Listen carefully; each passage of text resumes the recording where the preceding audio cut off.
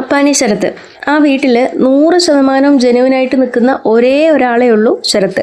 ശരത്ത് ഒരിക്കലും ഒരു ബിഗ് ബോസിന് പറ്റിയ ഒരാളേ അല്ല. എല്ലാം വളരെ പേഴ്സണലായിട്ടും ഇമോഷണലായിട്ടുമാണ് ശരത്ത് കൈകാര്യം ചെയ്യുന്നത്.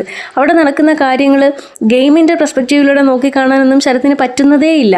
അതുകൊണ്ട് തന്നെ ശരത്ത് പ്രൊവോക്ഡ് ആവുന്ന സമയത്ത് ശരത്തിൻ്റെ ബോഡി ലാംഗ്വേജ് ആയാലും ബിഹേവിയർ ആയാലും സംസാരമായാലും ഒക്കെ വളരെ മോശമാണ്. നമുക്ക് ഭയങ്കര അരോചകമായിട്ട് തോന്നും, പ്രത്യേകിച്ച് അനീഷിൻ്റെ അടുത്ത്. അവിടെയുള്ള ഒരേ ഒരു കണ്ടന്റ് ശരത്തിന് അനീഷാണ്. അനീഷ് എന്തൊരഭിപ്രായം പറഞ്ഞാലും, അത് നല്ലത് പറഞ്ഞാലും ചീത്ത പറഞ്ഞാലും എന്ത് പറഞ്ഞാലും ശരത്തിൻ്റെ റിയാക്ഷൻ ഒരേപോലെയാണ്.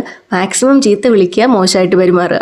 ഇന്ന് ലൈവിലുള്ള ശരത്തിൻ്റെ പ്രകടനം കണ്ടപ്പോൾ എനിക്ക് തോന്നിയത്, പാവത്തിന് എത്രയും പെട്ടെന്ന് വീട്ടിൽ വിട്, കൂടുതൽ അവിടെ നിർത്തിയിട്ട് ഉള്ള വില നശിപ്പിക്കേണ്ടെന്നുള്ളതാണ്. കാരണം ശരത്തൊന്നും അഭിനയിക്കുകയല്ല, ഞാൻ പറഞ്ഞില്ലേ 100% ജെനുവിനായിട്ടാണ് ശരത്ത് അവിടെ നിൽക്കുന്നത്. ശരത്തിൻ്റെ ഏറ്റവും മോശം സൈഡും ശരത്ത് ഇങ്ങനെയാണെന്നുള്ളതും അവിടെ കറക്റ്റായിട്ട് ശരത്ത് കാണിക്കുന്നുണ്ട്. പക്ഷെ പ്രശ്നം എന്താണ്, ഇതൊരു ഗെയിം ഷോയും കൂടിയാണ്. ചില കാര്യങ്ങൾ ഇത്രയും പേഴ്സണലായിട്ട് എടുത്ത് ഒരു പക തീർക്കുന്നത് മാതിരി പെരുമാറാനുള്ളതല്ല. അവിടെ ഒരു ഗെയിം പെർസ്പെക്റ്റീവ് ഉണ്ട്, അതും കൂടെ കണ്ട് മനസ്സിലാക്കണം എന്നുള്ളതാണ്. പക്ഷെ അത് ശരത്തിന് പറ്റുന്നേ ഇല്ല.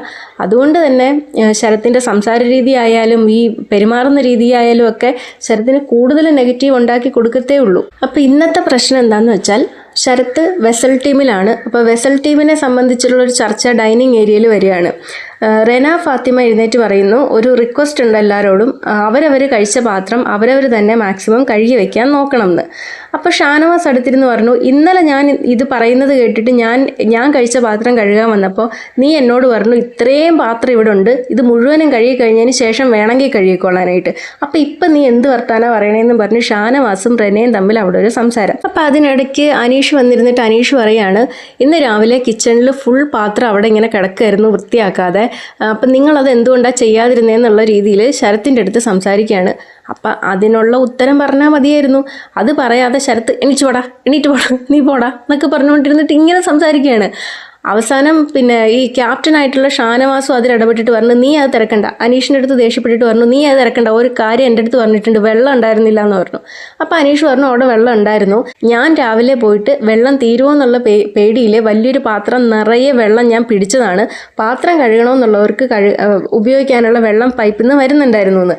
അപ്പോൾ ഷാനവാസ് പറഞ്ഞു, നീ എന്തറിഞ്ഞിട്ടാണ് പറയണേ, അങ്ങനെ ഒരു കാര്യം ഇല്ലായിരുന്നു, വെള്ളം ഇല്ലായിരുന്നു എന്നുള്ളത് എനിക്കറിയാം, നീ ഇതിൽ ഇടപെടണ്ട അങ്ങനെയെന്ന് പറഞ്ഞ് ഷാനവാസ് അനീഷിനെ നേരെ ചെല്ലുന്നു. അപ്പോൾ അനീഷ് പറഞ്ഞു, എന്നോട് ഇത് രാവിലെ പറഞ്ഞത് ക്യാപ്റ്റനായിട്ടുള്ള ഷാനവാസാണ് അനീഷിനോട് പറഞ്ഞത്, ഇതെന്താണിത്, ഇത്രയും പാത്രം കിടക്കുന്നത് കണ്ടില്ലേ, ഇത് വളരെ മോശമാണ്, ഇതെന്താ കഴുകി വെക്കാത്തതെന്ന് അനീഷിനോട് പറഞ്ഞിട്ട് ഷാനവാസ് ഇപ്പോൾ അനീഷിനെ നേരെ ചെല്ലുകയാണ്. അപ്പോൾ ഷാരിക അവിടെ ഇരുന്ന് പറഞ്ഞു, അത് നിങ്ങൾ കാണിക്കുന്നത് ഇരട്ടത്താപ്പല്ലേന്ന്.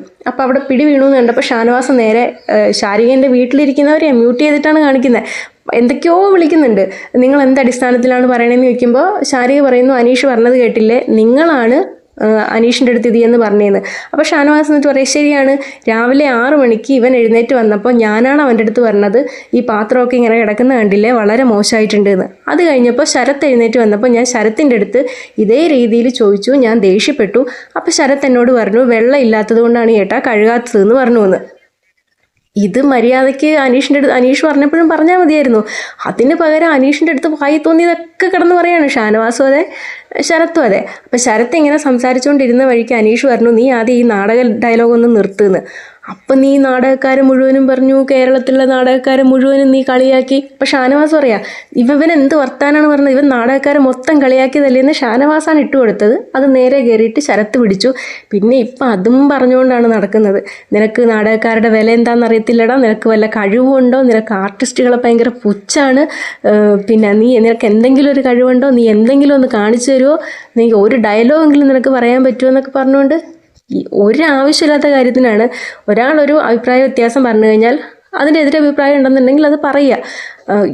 ഇത്തരത്തിൽ ഒരാളെ വളരെ മോശമായിട്ട് ഒരാളോട് സംസാരിക്കേണ്ട കാര്യമുണ്ടെന്ന് എനിക്ക് തോന്നുന്നില്ല. പ്രത്യേകിച്ച് അനീഷിനോട് അവിടെയുള്ള മിക്ക ആൾക്കാരും ഈ രീതിയിലാണ് സംസാരിക്കുന്നതെന്ന് എനിക്ക് തോന്നിയിട്ടുണ്ട്. ഇപ്പം അനീഷ് തിരിച്ച് ഒരു 10% പറഞ്ഞു കഴിഞ്ഞാൽ അവർ ചിലപ്പോൾ 80% തിരിച്ച് മോശമായിട്ടായിരിക്കും സംസാരിക്കുന്നത്. ഏതായാലും ഈ വിഷയത്തിലോട്ട് വന്നാൽ നെവിനാണ് വെസൽ ടീമിൻ്റെ ക്യാപ്റ്റൻ. അപ്പം നെവിൻ എഴുന്നേറ്റിട്ട് പറയാണ്, ഇതെൻ്റെ മിസ്റ്റേക്കാണ്, ഞാനാണ് ഇവരോട് ബാക്കിയുള്ള പാത്രങ്ങൾ കഴുകി വെച്ചേക്കാന്ന് പറഞ്ഞത്, പക്ഷെ ഞാനത് ചെയ്തില്ല, എനിക്ക് സൗകര്യമില്ല ചെയ്യാൻ, എനിക്ക് സൗകര്യം തോന്നുമ്പോഴേ ഞാൻ ചെയ്യത്തുള്ളൂ എന്ന്. അപ്പോൾ അനീഷ് പറയുന്നു, അങ്ങനെ ചെയ്യാൻ പാടില്ല, അത് കിച്ചൺ ടീമിനെയും കൂടെ ബാധിക്കുന്ന വിഷയമാണ്, ഞങ്ങൾ അടുക്കളയിൽ നിൽക്കുന്ന സമയത്ത് ഞങ്ങൾക്ക് ആവശ്യത്തിനുള്ള പാത്രങ്ങൾ കിട്ടണം എന്ന്. അപ്പോൾ ഇതിൽ നെവിൻ പറഞ്ഞതിനെതിരെ സംസാരിക്കേണ്ടതിന് പകരം എല്ലാവരും കൂടെ വീണ്ടും അനീഷിൻ്റെ നേരെയാണ്. അപ്പം നെവിൻ ആവർത്തിച്ച് പറയുന്നു, ഞാൻ ചെയ്യത്തില്ല, എനിക്ക് തോന്നുമ്പോഴേ ഞാൻ ചെയ്യത്തുള്ളൂ, താൻ ആരാ, തന്നെ ബോധിപ്പിക്കണോ, ഞാനിവിടെ ബിഗ് ബോസിൻ്റെ ഇതിൽ പ്രകാരം നിന്നാൽ പോരെ, താനൊരു വലിയ ക്യാപ്റ്റൻ കളിക്കാൻ വന്നിരിക്കുന്നു എന്നൊക്കെ പറഞ്ഞുകൊണ്ട് വീണ്ടും അനീഷിൻ്റെ നേരെ. നെവിന് പൊതുവെ പാത്രങ്ങൾ കഴുകാനായിട്ട് മടിയാണ്. അപ്പോൾ ഇതിനിടയ്ക്ക് സരിക എഴുന്നേറ്റ് പറയുന്നു, എനിക്ക് കിച്ചൺ ടീമിനെ പറ്റിയൊരു കാര്യം പറയാനുണ്ട്, നമുക്കൊക്കെ രാവിലെ ഇവിടെ പഞ്ചസാര ഇട്ട ഗോതമ്പ് ദോശ തരുന്നു, പക്ഷെ അവർ പൊട്ടറ്റോയൊക്കെ വേവിച്ച് വേറെ ആലു പറാത്ത ഉണ്ടാക്കി കഴിക്കുന്നു, അത് എനിക്ക് ഇത്തിരി ബുദ്ധിമുട്ടുണ്ട് എന്ന് പറയുന്നു. അപ്പോൾ കിച്ചൺ ടീമിൻ്റെ മൊത്തം ഇഷ്യൂ ആണ്. പക്ഷേ ക്യാപ്റ്റൻ എന്നുള്ള നിലയ്ക്ക് അനീഷ് ആ റെസ്പോൺസിബിലിറ്റി ഏറ്റെടുക്കുന്നു. അപ്പോൾ അനീഷ് പറയുന്നു, നിങ്ങൾ പറഞ്ഞത് ശരിയാണ്, ഞാനത് അക്സെപ്റ്റ് ചെയ്യുന്നു, ഇനി അത് ആവർത്തിക്കില്ല എന്ന്. പക്ഷേ ശരത്ത് വിടുന്നുണ്ടോ, ഇപ്പം നിനക്കൊന്നും പറയാനില്ലടാ, ഇപ്പം നിനക്കൊന്നും പറയാനില്ലടേ എന്ന് പറഞ്ഞ് കാസേരയൊക്കെ വലിച്ചെറിഞ്ഞിട്ട് ഇപ്പുറത്ത് വന്ന് നിന്ന് അവൻ വലിയ ക്യാപ്റ്റൻ കളിക്കാൻ വന്നിരിക്കുന്നു, ഇപ്പം നീ എന്താണോ ഒന്നും മിണ്ടാതിരിക്കുന്നത്, മറുപടി പറയടാ എന്ന് പറയുമ്പോഴത്തേക്കിനും അനീഷ് പറയുന്നുണ്ട്, ശരത്ത് നിങ്ങൾ പറഞ്ഞത് ശരിയാണ്, ഞാനത് അക്സെപ്റ്റ് ചെയ്യുന്നു, ഇനി അത് ആവർത്തിക്കില്ല, എല്ലാവർക്കും ഒരേ രീതിയിലുള്ള ഫുഡായിരിക്കും തരിക എന്ന് പറയുന്നു. ശരത്ത് വിടുന്നുണ്ടോ, ശരത്ത് പുറകെ നിന്നിട്ട് അവൻ നാടകക്കാരെ മുഴുവൻ കളിയാക്കാൻ വന്നിരിക്കുന്നു, നിനക്ക് ആർട്ടിസ്റ്റുകളെ വിലയില്ലല്ലോടാ, നിനക്ക് എന്ത് കഴിവാനുള്ളതെന്നൊക്കെ പറഞ്ഞുകൊണ്ട് പിന്നെ അതൊക്കെ തന്നെ പറയുന്നു. പിന്നെ എല്ലാവരും കൂടെ കിച്ചൺ ഏരിയയിൽ വന്നിട്ട് ജിസയിൽ സെപ്പറേറ്റ് ആയിട്ട് ഈ ആലു പറാത്ത ഉണ്ടാക്കി കൊടുക്കുന്നതിനെതിരെ ചോദിക്കുകയാണ്. ബിന്നി, സരിക, രേണു ഒക്കെ കൂടെ, ബിൻസി ഓൾറെഡി കിച്ചൺ ടീമിലുള്ളതാണ്, പക്ഷേ ഇവർ പറയുന്നതാണ് ന്യായം എന്നുള്ളതാണ് ബിൻസിയും പറയുന്നത്. അപ്പോൾ ആര്യൻ വല്ലാതെ ഈ ജിസേലിനെ സപ്പോർട്ട് ചെയ്ത് സംസാരിക്കുകയാണ്. ഫുഡിൻ്റെ കാര്യത്തിൽ അങ്ങനെ പറയേണ്ട ആവശ്യമില്ല, അവൾ കിച്ചൺ ടീമിലാണ്, അതിനുള്ള ബെനിഫിറ്റ് അവൾക്കുണ്ട്, അവൾ എല്ലാവർക്കും ഉള്ള റേഷനകത്തു നിന്ന് തന്നെ അവൾക്ക് കിട്ടിയ റേഷനാണ് അവൾ ഉപയോഗിക്കുന്നത്, അല്ലാതെ എക്സ്ട്രാ എടുക്കുന്നില്ല എന്നൊക്കെ പറഞ്ഞുകൊണ്ട് അങ്ങനെ പറഞ്ഞുകൊണ്ടിരിക്കുക. അപ്പോൾ ഇവർ പറയുന്നുണ്ട് അങ്ങനെ ചെയ്യാൻ പാടില്ല, നമുക്ക് ഉണ്ടാക്കി തരുന്ന അതേ ഫുഡ് തന്നെ വേണ്ടേ നിങ്ങളും കഴിക്കാനായിട്ടെന്നൊക്കെ ചോദിക്കുന്നുണ്ട്. അപ്പോൾ ബിൻസി അത് തന്നെ പറയുന്നുണ്ട്, ആര്യൻ നീ പറയുന്നത് ശരിയല്ല, അങ്ങനെ ചെയ്യാൻ പാടില്ല എന്ന്. അപ്പോൾ ആര്യൻ ബിന്നീൻ്റെ അടുത്ത് പറയുന്നു, നമ്മളിവിടെ എല്ലാവർക്കും ഫുഡ് കൊടുക്കുന്നുണ്ട്, ഇവിടെ വരുന്ന ആരോട് നമ്മൾ ഫുഡ് ഇല്ലെന്ന് പറയുന്നില്ല, ആര് വന്നാലും കൂടുതൽ ദോശ അപ്പാപ്പ് ഉണ്ടാക്കി കൊടുക്കുന്നുണ്ട് എന്ന്.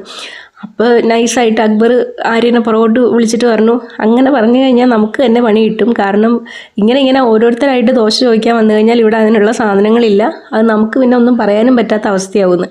അപ്പോൾ പിന്നെ ആര്യം വന്നിട്ട് പറഞ്ഞു, ബിന്നി സോറി, ഇനി ഇങ്ങനെ സെപ്പറേറ്റ് ആയിട്ടൊന്നും ഉണ്ടാക്കി കഴിക്കത്തില്ല എന്ന് പറഞ്ഞു. ബിൻസി അവിടെ നിന്നിട്ട് പറയാണ്, അനീഷ് ഏട്ടൻ അവിടെ വട്ടം കൂടുന്ന എല്ലാവരും അതുപോലെ ആക്രമിക്കുകയായിരുന്നു, എന്നിട്ട് നമുക്ക് വേണ്ടിയിട്ട് അനീഷ് ഏട്ടൻ ഒന്നും പറഞ്ഞില്ല, എല്ലാം മിണ്ടാന്ന് കേട്ടിരുന്നു, അപ്പം നമ്മളിതിന് ഈ രീതിയിൽ ചെയ്യാൻ പാടില്ല, ജിസേലിനെ ഇതിന് അനുവദിക്കാൻ പാടില്ല എന്ന്. അങ്ങനെ ആ വിഷയം അവിടെ കഴിഞ്ഞു. ശരത്തും ടീമും പാത്രം കഴുകാനായിട്ട് പോയി. അപ്പോൾ ഈ പാത്രം കഴുകിക്കൊണ്ടിരിക്കുന്നതിൻ്റെ ഇടയ്ക്കും ഞാൻ പലരെയും കണ്ടിട്ടുണ്ട്, ഇമാതിരി ഒരു പെരുങ്കള്ളനെ ഞാൻ കണ്ടിട്ടില്ല എന്നൊക്കെ പറഞ്ഞ് ശരത്ത് ഇങ്ങനെ അനീഷിനകത്ത് ഇങ്ങനെ പറഞ്ഞുകൊണ്ടാണ് ഇരിക്കുന്നത്. അത് കഴിഞ്ഞ് പാത്രമൊക്കെ കഴുകി കഴിഞ്ഞപ്പോൾ അനീഷ് ഇങ്ങനെ അങ്ങോട്ടും ഇങ്ങോട്ടും ഇങ്ങനെ നടപ്പാണ്, സ്ഥിരം നടത്തം. അപ്പോൾ ശരത്ത് ഒപ്പം ചെന്നിരുന്നിട്ട്, നിനക്ക് ആർട്ടിസ്റ്റുകളെ വിലയില്ലല്ലേടാ, നിനക്ക് കഴിവില്ലാത്തത് കൊണ്ടല്ലേടാ, നിനക്കൊരു ഡയലോഗ് പോലും പറയാൻ പറ്റത്തില്ലല്ലോ, നീ എന്തെങ്കിലും ഒന്ന് കാണിച്ചതാടാ എന്നൊക്കെ പറഞ്ഞുകൊണ്ട് നമുക്ക് കണ്ടുകൊണ്ടിരിക്കുമ്പം ശരത്തിൻ്റെ അടുത്താണ് ഭയങ്കരമായിട്ടും ദേഷ്യം തോന്നുന്നത്. ഇത്തരത്തിൽ തന്നെയാണ് ശരത്ത് ബിഹേവ് ചെയ്ത് പോകുന്നതെന്നുണ്ടെങ്കിൽ ശരത്തിന് കൂടുതൽ നെഗറ്റീവ് ആവാനാണ് സാധ്യത.